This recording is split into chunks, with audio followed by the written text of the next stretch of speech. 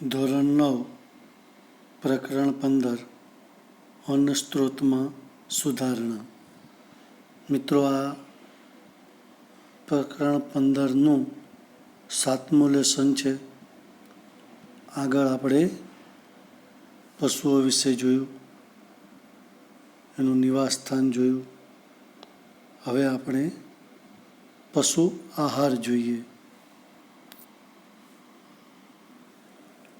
પશુ આહારની વાત કરીએ મિત્રો, તો પશુને 2 પ્રકારે આહારની જરૂરિયાત છે.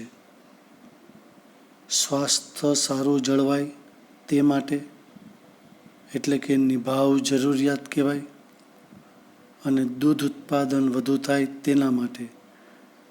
આ રીતે એને આહાર 2 રીતે જરૂરી છે. એક નિભાવ જરૂરિયાત છે અને એક દૂધ ઉત્પાદન માટેની જરૂરિયાત છે. આમ 2 પ્રકારે એને આહાર જરૂરી છે.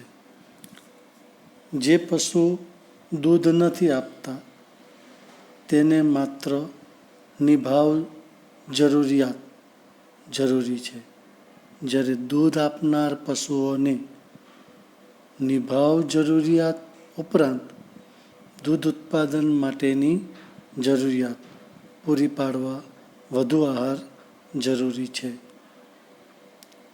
બીજો છે દુગ્ધ સ્રવણકા, એટલે કે કોઈ પશુ દૂધ આપતું હોય તે સમયગાળો છે તેને દુગ્ધ સ્રવણકાળ કહેવાય. ત્યારે બીજા અન્ય પ્રકારના આહારની પણ જરૂર પડે છે.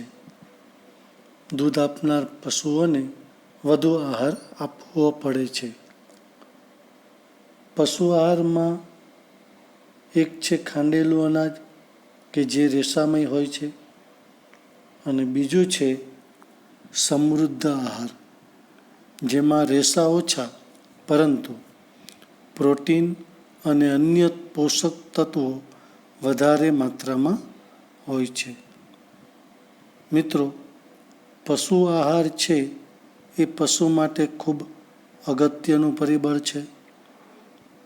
તેને આપણે સંતુલિત આહાર અને પૂરતા પ્રમાણમાં આહાર આપવો જરૂરી છે.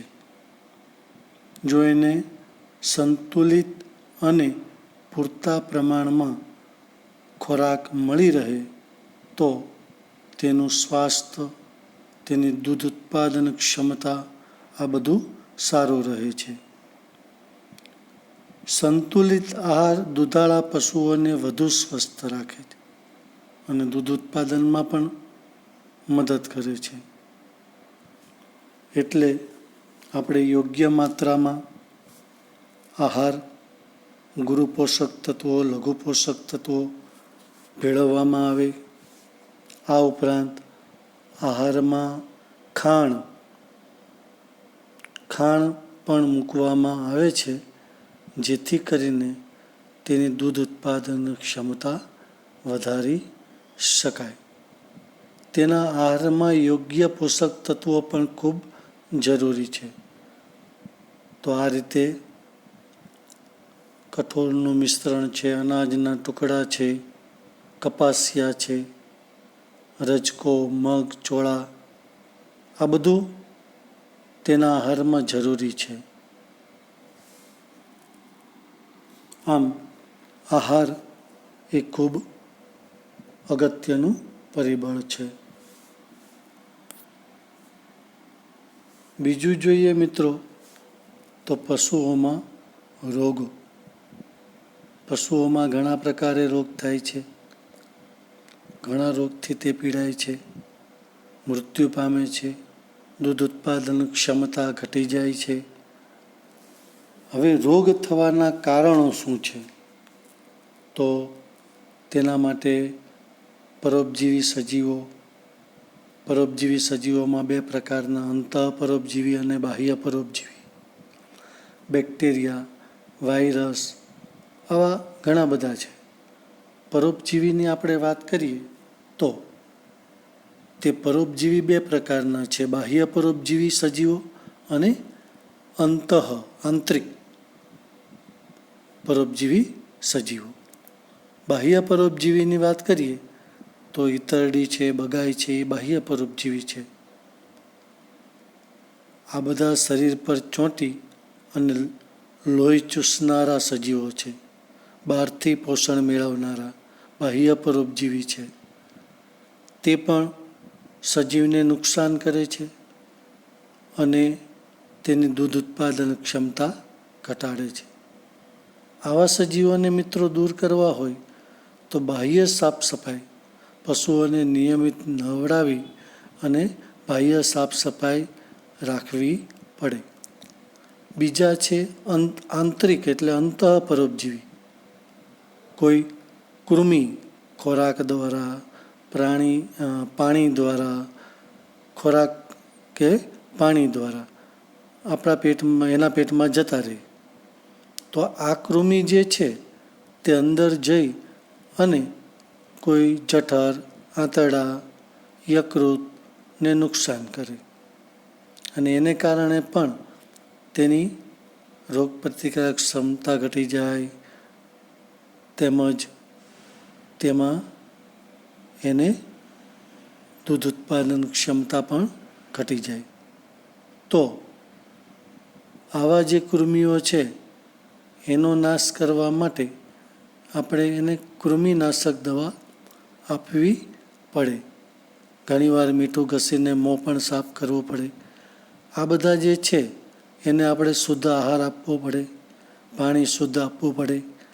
તો આ આંતરિક કૃમિથી બચી શકાય, અંતઃપરોપજીવીથી બચી શકાય. તો આ હતી પરોપજીવીની વાત. બેક્ટેરિયા પણ એને નુકસાન કરનારા છે, જેમાં ટીબી, એન્થ્રેક્સ આ બધા રોગ છે બેક્ટેરિયાથી થતા રોગ છે. વાયરસનો પણ રોગ છે, પગ અને મોંમાં ચાંદા પડે, જેને એફએમડીવી કહેવાય. એફએમડીવી એટલે ફૂટ and mouth. Foot and mouth એટલે પગ અને મોં. ફૂટ and mouth disease virus. Disease એટલે રોગ અને વાયરસથી થતો રોગ છે એફએમડીવી, જે પગ અને મોંમાં ચાંદા પડે. એટલે આ રીતે બેક્ટેરિયા, વાયરસ, પરોપજીવી, એમાં બે પ્રકાર, બાહ્ય પરોપજીવી, અંતઃપરોપજીવી, આ બધાથી એને રોગ થાય છે. હવે મિત્રો એને અટકાવવા માટે આપણે શું કરવું જોઈએ? તો કીધું એમ એને પૂરતા પ્રમાણમાં આપણે પાણી આપીએ છીએ ચોખ્ખું આપવું જોઈએ. ખોરાક એનો વ્યવસ્થિત ચોખ્ખો હોવો જોઈએ. એની જે રહેઠાણ છે ત્યાં સ્વચ્છતા જળવાવી જોઈએ, સ્વચ્છ રાખવું જોઈએ, હવા ઉજાસવાળું. સમયાંતરે જે રસી છે તે રસી મુકાવવી જોઈએ. પૌષ્ટિક આહાર પૂરતા પ્રમાણમાં આપવો. સમયાંતરે ડૉક્ટરી તપાસ કરાવવી. આ બધું મિત્રો આપણે ધ્યાન રાખીએ તો તે ઘણા બધા રોગમાંથી બચી શકે. એટલે એને રસીકરણ પણ કરાવી શકાય. તો આ હતું પશુમાં થતા રોગો અને એને અટકાવવાના ઉપાયો. હવે મિત્રો છે મરઘા પાલન. આપણને ખબર છે મિત્રો, મરઘાની સાથે કબૂતર, બતક, લાવરી જેવા પક્ષીઓ, તુર્કી આ બધાનો સમાવેશ થાય છે. તેના ઈંડા પણ બજારમાં મૂકવામાં આવે છે. મરઘા ઉછેર છે તેનો ખાસ કરીને ઈંડા અને માંસ મેળવવા માટે થાય છે. ઈંડા મૂકનાર જે મરઘા છે એને આપણે મરઘી તરીકે ઓળખીએ અને માંસ મેળવવા માટે જે તૈયાર કરવામાં આવે તેને ચિકન કહેવાય. મરઘાની ખેતી ખૂબ ફાયદાકારક છે. એનો ઝડપથી ઉપાડ થાય, ઝડપથી વૃદ્ધિ વિકાસ થાય, 2.5 થી 3 વર્ષમાં પુખ્ત થઈ જાય, ઈંડા આપતી બંધ થઈ જાય ત્યારે એનો માંસ તરીકે ઉપયોગ કરી લેવાય. આમ તે ખૂબ ફાયદાકારક છે. મરઘાની ખેતીમાં 2 વસ્તુ ઉત્પાદન થાય, ઈંડા અને માંસ. માંસ માટે બ્રોઇલર અને ઈંડા માટે લેયર. આ સુધારેલી મરઘાની જાતિ વિકસિત કરવામાં આવે છે.